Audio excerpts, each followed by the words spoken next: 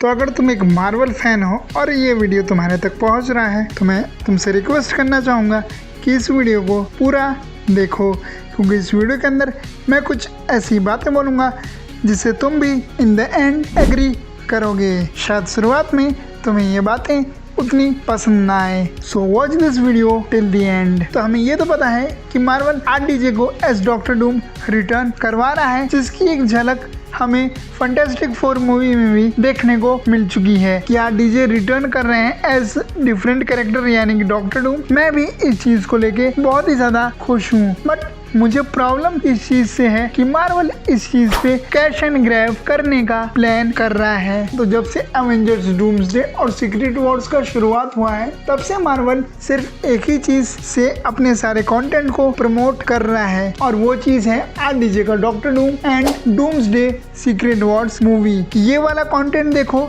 ये आगे जाके रिलेट होगा सीक्रेट वॉर्स मूवी से, या फिर ये वाला कंटेंट देखो, ये आगे जाके रिलेटेड होगा डूम्सडे मूवी से, और ये एक तरीके से मिसलीड करने का काम कर रहा है। अब देखो, दिक्कत यहाँ पे भी नहीं है कि अगर फैंटास्टिक फोर मूवी किसी तरीके से रिलेटेड होगी डूम्सडे मूवी से तो इसलिए तुम उस चीज को ऐसे प्रमोट कर रहे हो। दिक्कत यहाँ पे ये है कि तुम लोग प्रमोट तो डूम्सडे और सीक्रेट वॉर्स के लिए कर रहे हो, बट मूवी के अंदर हमें उस चीज का कोई कनेक्शन देखने को नहीं मिलता है। अब देखो, हमें इतना तो पता है कि जो सीक्रेट वॉर्स मूवी है उसके अंदर जो मेन इवेंट होगा या फिर एक जो बड़ा इवेंट होगा उसे कहते हैं इनकर्जन, और पूरा फेज 5 खत्म हो गया, फेज 6 स्टार्ट होने वाला है, यानी कि जो मल्टीवर्स सागा है वो ऑलमोस्ट हाफ खत्म हो चुकी है। बट अभी तक हमें इनकर्जन का सिर्फ एक छोटा सा हिंट मिला है, वो भी मल्टीवर्स ऑफ मैडनेस मूवी में, जब डॉक्टर स्ट्रेंज देखता है कि समथिंग इज नॉट राइट। उसके बाद हमें फैंटास्टिक फोर देखने को मिला, उससे पहले थंडरबोल्ट्स देखने को मिला। ये दो मूवी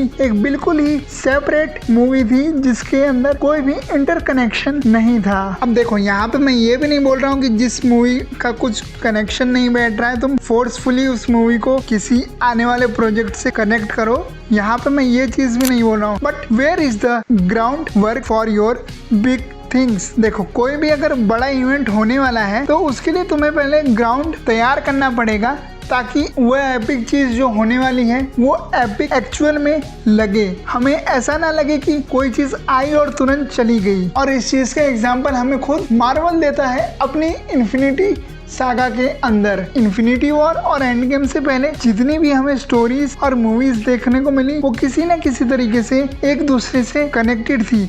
सालों का ग्राउंड वर्क लगा था उस बड़े इवेंट को हमें बड़ी स्क्रीन के ऊपर दिखाने के लिए। गार्डियंस ऑफ गैलेक्सी में हमें थैनोस का पहला लुक देखने को मिला था, और हमें एक्चुअल थैनोस इन्फिनिटी वॉर में जाके देखने को मिला, और उससे पहले भी ये लोग हमें सटल हिंट दे रहे थे, फिर चाहे वो एज ऑफ अल्ट्रॉन हो या और भी कोई दूसरी मूवी, कि कुछ बड़ा होने वाला है। वैसा कुछ हमें अभी तक मल्टीवर्स सागा में देखने को नहीं मिला। ये लोग सिर्फ मूवी ला रहे हैं for the sake of their business. और अगर तुम अभी केविन फाइगी जो कि सीईओ हैं उनके अगर तुम अभी के स्टेटमेंट सुनोगे तो अब वो मल्टीवर्स सागा को छोड़ के कह रहे हैं कि जो म्यूटेंट सागा, जो कि इसके बाद आने वाली एक दूसरी सागा है मार्वल की जिसमें हमें म्यूटेंट्स देखने को मिलेंगे, वो सागा इससे भी ज्यादा बड़ी होगी। अरे भाई, पहले जो काम तुम्हारे सामने वो तो कर लो, फ्यूचर को हाइप करने से पहले। तुम्हारे मल्टीवर्स सागा का तुम्हें कुछ पता नहीं है और तुम म्यूटेंट सागा को हाइप कर रहे हो, कितना मिसलीड करोगे भाई आदमी को। तो मुझे एक्चुअल में प्रॉब्लम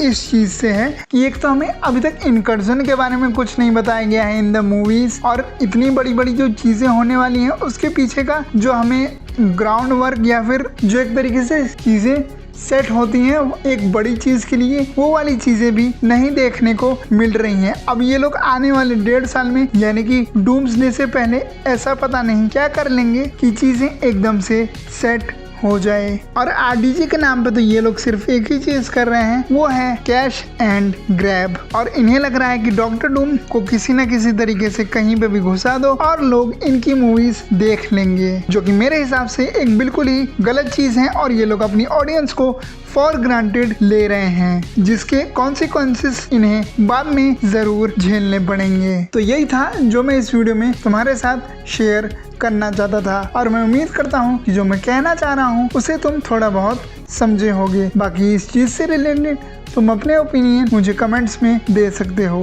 विद दैट आज की इस वीडियो को यहीं पे एंड करते हैं। मैं मिलता हूँ तुम्हें किसी और वीडियो में, तब तक के लिए थैंक्स फॉर वॉचिंग।